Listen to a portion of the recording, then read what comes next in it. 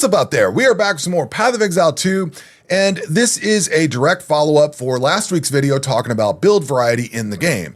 Now, I stand by that video. I think it was a good video, and I think it did exactly what I set out to do with it, which is, you know, if you look at the UI for this, it's a little bit, I don't want to say confusing, but it does a disservice because there are skills that are not necessarily locked behind what you think they're locked behind, but the UI doesn't necessarily show it in a proper way. It definitely shows that things are usable in other ways, but it's not, it leads you down a path, and I'll show you what I mean by that here in a second. If I can actually get an attack off, we're not moving for some reason. This build lags out here and there, and I don't quite get why, but this is a bleed build that I've got tinkering around here.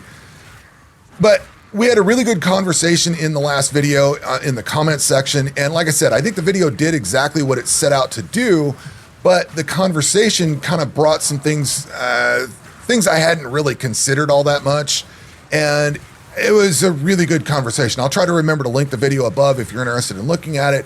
The TLDW or TLDR for the whole thing is that if you go in here and you go to create a skill gem and you go to like maces, you would expect the mace tab to be everything mace.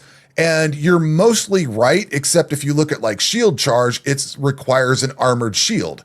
And all of the shield ones require armored shields. So this is misleading in the sense that if you have a spear and an actual armored shield, not just a buckler, you can actually use all of these other skills, but it doesn't show you on the spear tab that you can use those shield skills. So it's a little bit misleading in some regards. And the same thing with like Shockwave Totem. This says any martial weapon, which any martial weapon is anything that does attack damage. So bows apply, axes, quarterstaves, spears, all that kind of stuff, but you do not see Shockwave Totem on any of these other tabs. So it's a little bit misleading. Same thing with Spirit Gems. I have seen at least one content creator say that Heralds are locked behind certain weapons, and they're not. There's nothing on the Spirit side locked behind anything from what I can tell, aside from riding a Roa, which says you have to have like a ranged weapon or something like that. And then if you look at support gems, none of those are locked behind skills. So I think this is fairly misleading in a lot of regards. And as I dug into this and started figuring out that, hey, not everything's locked behind a weapon like everybody says it is, that was the premise of last week's video. However, in the comments section for that video, you guys were starting to talk about Endgame and stuff like that. And there were some considerations that I hadn't really given at all because I've not been playing the Endgame. I could care less about Endgame in Path of Exile 2. It's a worse version of PoE 1. It's half finished. It's definitely got some issues. Or it's definitely not finished. I mean, the game's early access, yada, yada. I mean, we can go bang on that drum all we want. But I personally have not got too much experience with it. I've been focused more on the early game.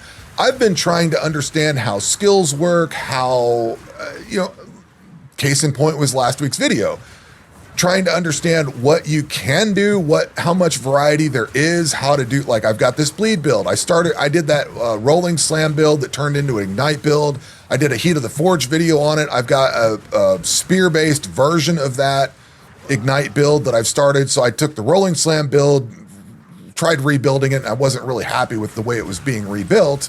Then I ended up just creating a whole new spear build and going with it, basically using Whirling Slash and Twister. As I developed that Ignite build, I figured out that I liked the bleed portion of it, and that was the genesis of this build. So now I've got this bleed build going on, and I like it. I think it's pretty fun. However, I'm in regular Act 3 of the base game. I'm stuck at, it'd be nice if you'd kill that thing. I'm stuck at the Viper, and I always stall out at the Viper. I always stall out at Gem and Ra. I'm probably going to stall out at Doriani with this build. I'm not stuck. I just have to do a lot of developing to figure out how to get unstuck or how to get, man, I don't understand why the game lags. I don't know if that's engine lag or what, but I'm trying to Whirling Slash, and next thing you know, I just blink over to here and my stuff's going off. I still haven't figured out if it's actual lag or if it's like engine lag with the graphics trying to show up. I'm not entirely sure, but at any rate, getting off topic here. So I got a couple of takeaways from last week's video. that I need to work on. Number one is I'd like to spend time working on a tanky build. One of the things that I struggle with is endgame and survivability. So I need to do things to figure out how to survive better, whether it's adding more life, whether it's figuring out how to add armor to a build and properly add armor as they expect it in this game. Because armor's fundamentally a little bit different than it works in PoE 1. I mean, it's probably the exact same. I know it's the exact same formula and all that, but you've got things like armor break and stun and all that. I need to sit down and try to work up something that is tanky and can survive stuns and stuff like that. Maybe it takes a little bit longer to kill monsters, but I think I need to try to focus on that. That's one thing that I think I need to focus on, is to try to do that a little better. And the downside is, no matter what you do, killing monsters feels like I don't know, killing monsters doesn't necessarily feel great. Like, I'm killing stuff, but it is kind of frustrating here. I got decent clear, but I can't get past the Viper fight. You know, I'm stuck on that. I don't have great single target. And just, you know, it just kind of goes from there. And I'm dying a lot to projectiles. Like, I've only got 800 life. You know, there's just aspects that I need to resolve. But the other thing that I need to focus on is actually playing the end game. And I've got a Warbringer at the end game playing and mapping, and I've gone back and done a little bit of mapping since then. I think I did my first tower, and so I need to start focusing on all that stuff and maybe work on some tank with that build. You know what I mean? Like, that's what I need to focus on. And then, because it's not that there isn't build variety in this game, and I started seeing what people were saying with the conversation last week. It's not that there isn't build variety, it's that you are basically limited, or you feel to be limited, because if you can't kill everything on the screen in like half a second, you know, everybody's dying so fast. So I think that comes down to survivability, number one, not necessarily killing everything off in the blink of an eye, but actually surviving things. Because if you can survive and not have to like hit your heal button every second because you're getting hit with all the different projectiles and frozen by those witches, and you know what I mean, like all the poison stuff that's coming off, and you know, all this stuff that's coming in, I have to keep healing through it. If I could just stand here and tank all this, we wouldn't have a, you know, if it took an extra second to kill the monsters, that's not a big deal. But not being able to survive anything is a whole problem.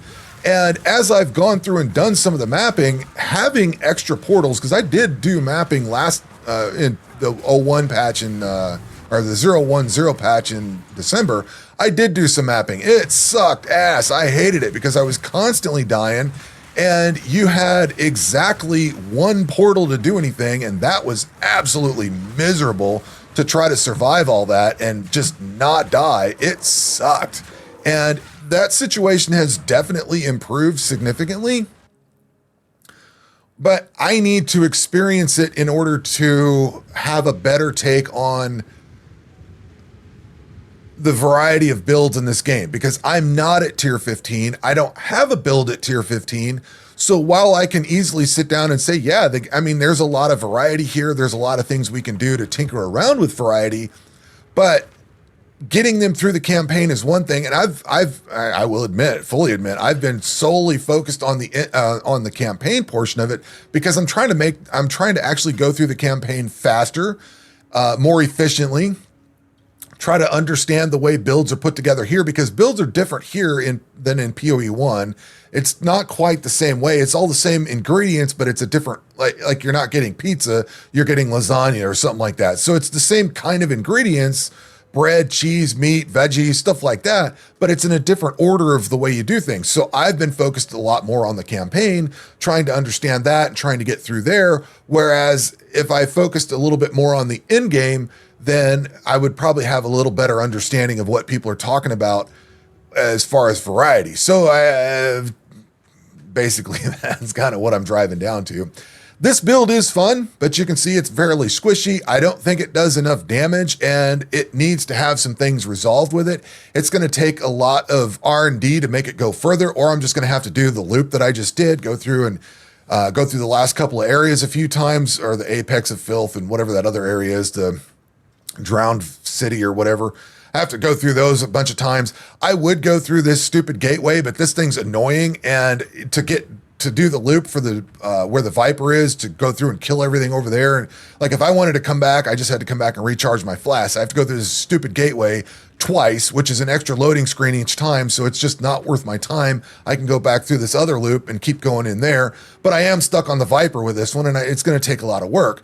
So I was thinking about that. I could either put my effort into trying to get this through the end of the first 3 acts, well, the end of Act 3 here now, and then have to deal with all the cruel acts, or I could just go right into the mapping section. And I think I'll probably do a combination of the two, potentially start something else or rework something else into a little more tanky build. I don't know. I've got some ideas, but I do need to focus on Endgame and actually working on that. Already got a build there.